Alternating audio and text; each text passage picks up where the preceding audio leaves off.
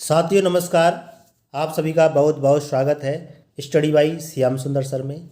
साथियों आज की वीडियो में मैं आपके लिए लेके आया हूँ हमारी जो आगामी परीक्षा है एसएससी जीडी की, उस परीक्षा के लिए हिंदी के 20 प्रश्न। और यह 20 प्रश्न वो होंगे जो 2022 की परीक्षा में पूछे गए प्रश्न हैं। तो स्टार्ट करते हैं हम अपनी वीडियो को। और पहला प्रश्न है इसमें, यानी कि आग में डालना। तो इस रिक्त स्थान को पूरा करना है। तो अगर मैं विकल्पों के हिसाब से जाऊं तो आग में घी डालना एक सही उपयुक्त मुहावरा होता है कि आग में घी डालना। तो इसका सही आंसर क्या हो जाएगा? विकल्प ए हो जाएगा, यानी कि आग में घी डालना। तो घी इसमें सही उत्तर हो जाएगा। साथियों अगला प्रश्न है आपका कि निम्नलिखित वाक्यांश के लिए एक सार्थक शब्द चुनिए। तो इसमें सार्थक शब्द क्या हो जाएगा? जो अस्त व्यस्त रहता हो उसे क्या कहते हैं? विपरस्त कहते हैं। क्या कहते हैं? विपरस्त कहते हैं, विपरस्त। ठीक है। अगला प्रश्न है आपका, तीसरा प्रश्न कह रहा है कि महात्मा गांधी की साधना थी। उपरोक्त वाक्य में अलौकिक शब्द के अनेकार्थी शब्द से वाक्य पूर्ण कीजिए। तो कह रहा है कि महात्मा गांधी की साधना, अलौकिक शब्द, तो अलौकिक की जगह पर क्या आ जाएगा कि असाधारण। उनकी साधना कैसी थी? असाधारण थी। इसीलिए इस प्रश्न का सही आंसर विकल्प 2 हो जाएगा। ठीक है। अगला प्रश्न है आपका कि निम्नलिखित में से शुद्ध वाक्य कौन सा है? तो इसमें शुद्ध वाक्य बताना है आपको। राधा अच्छा लड़की है। साथियों राधा अच्छा नहीं आएगा, राधा अच्छी आएगा कि राधा अच्छी लड़की है। पहला तो गलत हो जाएगा क्योंकि इसमें अच्छा दिया हुआ है। अगर दूसरे की बात करें, राधा अच्छी लड़का है, तो लड़का तो अच्छा होता है, अच्छी थोड़ी होता है, इसलिए ये भी गलत हो जाएगा। और तीसरा, राध अच्छी लड़की है, तो ना तो कोई राध शब्द होता है ना कोई अच्छ शब्द होता है। अगर बात करें चौथे विकल्प की, तो राधा अच्छी लड़की है, तो यही इसका सही आंसर हो जाएगा। यानी कि चौथे प्रश्न का सही आंसर क्या हो जाएगा? विकल्प 4 हो जाएगा कि राधा अच्छी लड़की है। साथियों अगला प्रश्न है आपका 5वां, और प्रश्न कह रहा है कि निम्नलिखित विकल्पों में से किस एक वाक्य में सर्वनाम के प्रयोग संबंधी अशुद्धि है? साथियों वह वाक्य आपको चूज करना है, छांटना है जिसमें सर्वनाम की अशुद्धि पाई गई है। पहला विकल्प है इसमें कि माताजी मुझे आपकी बहुत याद आती है। तो ये तो सही है कि माताजी मुझे आपकी बहुत याद आती है। अब उसका तीसरा विकल्प देखते हैं पहले, मैंने अपना काम कर लिया है। इसमें सर्वनाम संबंधी कोई त्रुटि नहीं है क्योंकि मैंने अपना काम, तो अपना तो सही है इसमें।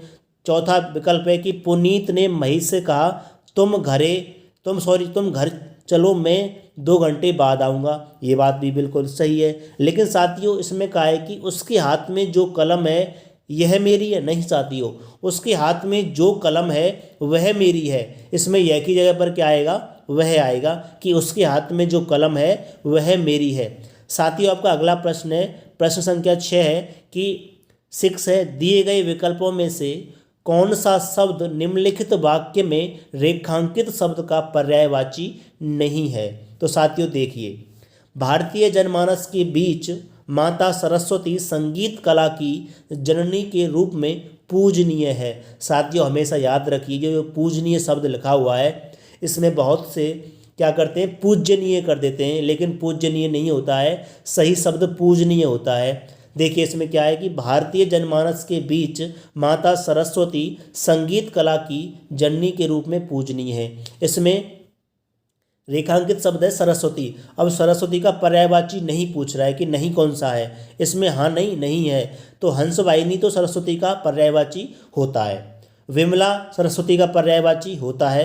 शारदा सरस्वती का पर्यायवाची होता है। लेकिन सहचरी नहीं होता है। सहचरी का मतलब होता है, अर्थ होता है साथ साथ चलने वाली या फिर साथ साथ रहने वाली।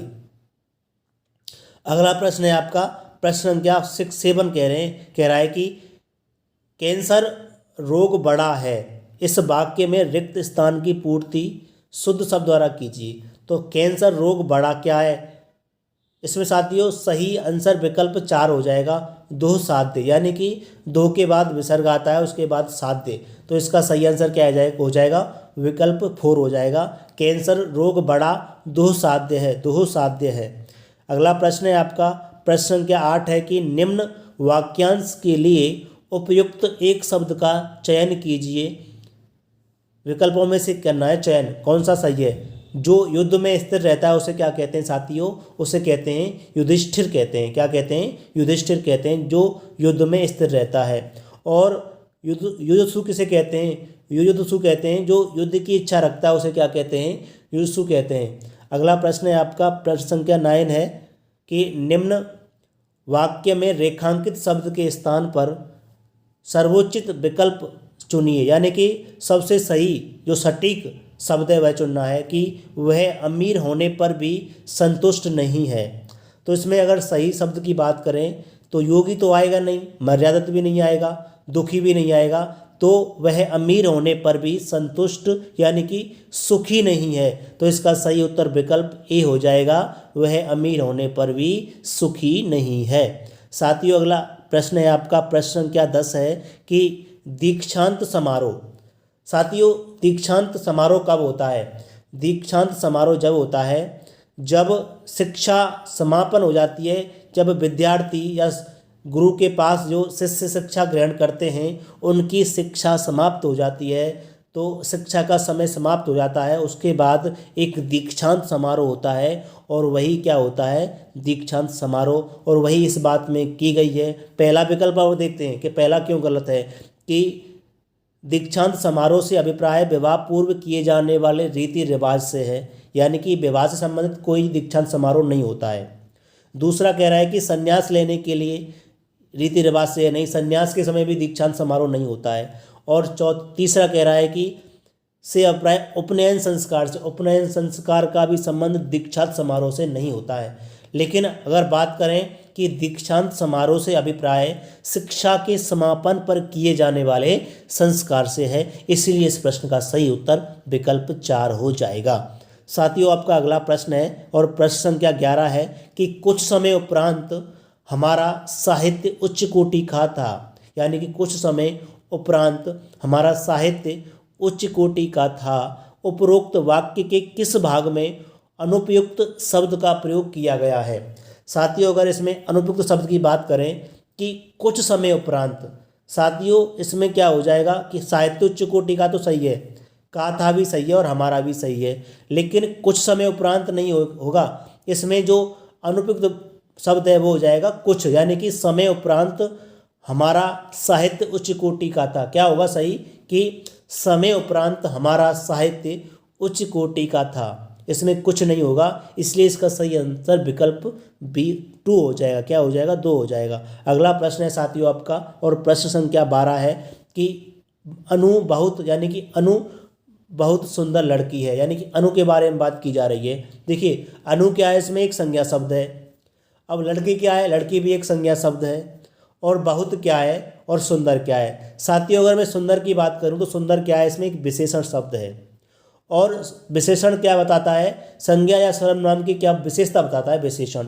अब इस विशेषण से पहले बहुत लिखा हुआ है और इसी के बारे में पूछ रहा है कि जो रेखांकित शब्द है वह क्या है। साथियों जो रेखांकित शब्द है वो क्या है कि प्रविशेषण है। क्या है, प्रविशेषण। अब कहेंगे कि प्रविशेषण क्या होता है। साथियों जो शब्द विशेषण की विशेषता बताता है, किसकी, जो शब्द विशेषण की विशेषता बताता है उसे क्या कहते हैं, प्रविशेषण कहते हैं। इसीलिए यह शब्द क्या हो जाएगा, प्रविशेषण हो जाएगा। कि बहुत कौन सा शब्द है, क्या है, बहुत प्रविशेषण है। साथियों अगला प्रश्न है आपका और प्रश्न संख्या 13 है कि निम्नलिखित शब्द के सही पर्यायवाची शब्द का चयन विकल्पों में से कीजिए। अब साथियों देखिए बिजली, बिजली अगर बात करें बिजली का पर्यायवाची दामिनी होता है। अब देखिए इसमें यामा, पद्मा।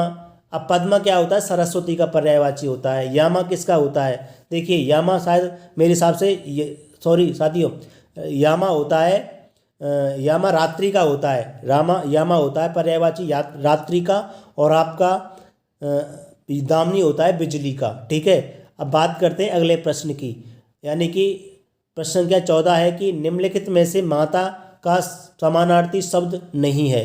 अब देखिए साथियों माता का समानार्थी शब्द पूछ रहा है, यानी कि देखिए जननी माता का समानार्थी शब्द होता है, अम्बा माता का समानार्थी शब्द होता है, और मैया भी माता का समानार्थी शब्द होता है, लेकिन जो बामा होता है साथियों, बामा का समानार्थी पत्नी का होता है। किसका होता है? बामा पत्नी का होता है। इसीलिए यही शब्द सही हो जाएगा, यानी कि विकल्प 2 सही हो जाएगा कि माता का समानार्थी शब्द नहीं है। कौन नहीं है? बामा नहीं है। साथियों अगला प्रश्न है आपका, और प्रश्न संख्या क्या है? 15 है साथियों, कि निम्नलिखित मुहावरे के लिए उपयुक्त सार्थक शब्द क्या होगा। देखिए, आसमान पर चढ़ना। अगर आसमान पर चढ़ने का मतलब होता है अभिमान होना, यानी कि बहुत ज़्यादा अभिमान हो जाना, इसलिए इसका सही उत्तर विकल्प क्या हो जाएगा? 2 हो जाएगा। अगला प्रश्न है साथियों, कॉम्प्रीहेंशन, यानी कि गद्यांश दिया गया है और इस गद्यांश में रिक्त स्थान दिए गए हैं और उन रिक्त स्थानों को पूरा करना है प्रश्न के द्वारा। साथियों आपको गद्यांश को अगर रिक्त स्थान दिए हों उनका एक सही तरीका बताता हूँ। जब आपको कोई गद्यांश रिक्त स्थान में दिया हो तो सबसे पहले क्या करना है, आपको एक सरसरी निगाह से आपको सबसे पहले पूरे गद्यांश को पढ़ लेना है, और पढ़ने के बाद आपको यह अंदाज हो जाएगा कि यह गद्यांश कहना क्या चाह रहा है। तो फिर आपको क्वेश्चन लगाना है, यानी कि इसमें सबसे पहले हम गद्यांश को पढ़ेंगे एक बार पूरा, कि विद्या अभ्यास से होती है, जन्म से ही कोई व्यक्ति किसी काम में नहीं होता, अभ्यास के द्वारा जड़ बुद्धि वाले व्यक्ति सुजान अर्थात बन जाते हैं। जो पहले से सुजान होते हैं, अभ्यास उन्हें और सार्थक बना देता है, जिससे वे कार्य में पारंगत हो जाते हैं। अभ्यास को की सीमा में नहीं बांधा जा सकता है। साथियों हमने इस गद्यांश को पहले पढ़ा, अब हमको इस गद्यांश से यह अर्थ निकल रहा है कि अभ्यास और विद्या के बारे में बात कर रहा है, यानी कि विद्या अभ्यास पर डिपेंड करती है। जितना ज़्यादा अभ्यास किया जाएगा हमारी विद्या उतनी ही ज़्यादा पारंगत यानी कि पूर्ण होती चली जाएगी। विद्या में उतना ही ज़्यादा हम पारंगत हो जाएंगे। अब देखते हैं, प्रश्न लगाते हैं। इसमें पहला प्रश्न कह रहा है कि सबसे पहले रिक्त स्थान को देखते हैं और विकल्पों के हिसाब से इसको पूरा करना है कि विद्या अभ्यास से होती है। क्या दूर होती है? गलत बात है। विद्या अभ्यास से दूर थोड़ी होती है, प्राप्त होती है, बिल्कुल सही बात है। समझ होती है? नहीं। सफल होती है? नहीं। विद्या अभ्यास से प्राप्त होती है, इसीलिए इस प्रश्न का सही उत्तर विकल्प 2 हो जाएगा। साथियों अगला प्रश्न है, और प्रश्न क्या है? 17 है कि रिक्त स्थान को पूरा करना है। देखिए, विद्या अभ्यास से प्राप्त होती है, जन्म से ही कोई व्यक्ति किसी काम में हार नहीं होता, उत्पन्न नहीं होता, धैर्य नहीं होता, क्या नहीं होता है? पारंगत नहीं होता है। यानी कि जन्म से ही कोई व्यक्ति किसी काम में पारंगत नहीं होता है, यानी कि अभ्यास के द्वारा वह पारंगत होता है। देखिए इसका सही उत्तर क्या हो जाएगा? 4 हो जाएगा। ठीक है, अगला प्रश्न देखते हैं, और प्रश्न क्या है? 18 है कि कह रहा है कि अभ्यास की यानी कि विद्या अभ्यास से प्राप्त होती है, जन्म से ही कोई व्यक्ति किसी काम में पारंगत नहीं होता, अभ्यास के द्वारा जड़ बुद्धि वाले व्यक्ति सुजान अर्थात क्या बन जाते हैं? बुद्धिमान बन जाते हैं। कमजोर थोड़ी बनते हैं, अभ्यास से बुद्धिमान बनते हैं। इसलिए इसका सही उत्तर क्या हो जाएगा? विकल्प 2 हो जाएगा, यानी कि सुजान अर्थात बुद्धिमान बन जाते हैं। अगला प्रश्न देखते हैं, और प्रश्न क्या है? 19 है। प्रश्न कह रहा है कि रिक्त स्थान की पूर्ति करनी है चौथे वाले में, यानी कि विद्या अभ्यास से प्राप्त होती है, जन्म से ही कोई व्यक्ति किसी काम में पारंगत नहीं होता है, अभ्यास के द्वारा जड़ बुद्धि वाले व्यक्ति सुजान अर्थात पारंगत बन जाते हैं। जो अब आगे देखेंगे, जो पहले से सुजान होते हैं, अभ्यास उन्हें और अधिक बना देता है। क्या? अकुशल नहीं साथियों, मजबूत नहीं, सफलता नहीं, कुशल बना देता है, यानी कि अपने काम में और ज़्यादा एक्टिव और ज़्यादा कुशल बना देता है, और ज़्यादा उसको क्या हो जाता है? अपने ज्ञान का ज़्यादा विस्तार कर लेता है। तो इसका सही उत्तर क्या हो जाएगा? विकल्प 4 हो जाएगा, यानी कि कुशल बना देता है। आगे देखेंगे अगला प्रश्न, यानी कि प्रश्न संख्या 20 है, और 20 कह रहा है कि देखिए विद्या अभ्यास से प्राप्त होती है, जन्म से ही कोई व्यक्ति किसी काम में पारंगत नहीं होता, अभ्यास के द्वारा जड़ बुद्धि वाले व्यक्ति सुजान अर्थात पारंगत बन जाते हैं। जो पहले से सुजान होते हैं, अभ्यास उन्हें और अधिक कुशल बना देता है। आगे देखेंगे अगला प्रश्न है, जिससे वे कार्य में पारंगत हो जाते हैं। अभ्यास को की सीमा में नहीं बांधा जा सकता, शिक्षा की सीमा में नहीं मात्रा की सीमा में नहीं, मजबूती की सीमा में नहीं, यानी कि अभ्यास को समय की सीमा में नहीं बांधा जा सकता है।